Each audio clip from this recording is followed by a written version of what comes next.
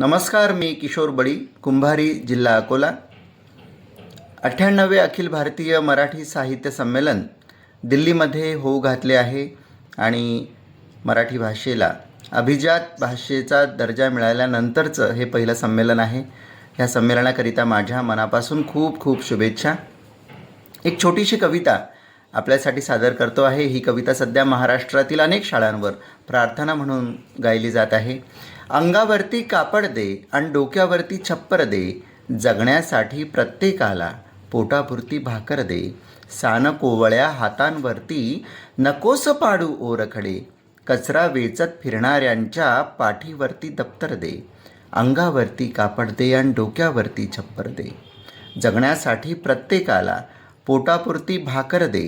पायांमधल्या तोड साखळ्या सावित्रीच्या लेकींच्या, आकांक्षेच्या पंखांसाठी एक मोकळे अंबर दे.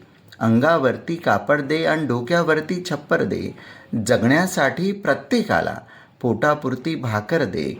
अवघ्या प्राणी मात्रांवरती बरसत राहो प्रेम तुझे, चिवताईला दाणे दे आणि मुंगीलाही साखर दे. जगण्यासाठी प्रत्येकाला पोटापुरती भाकर दे.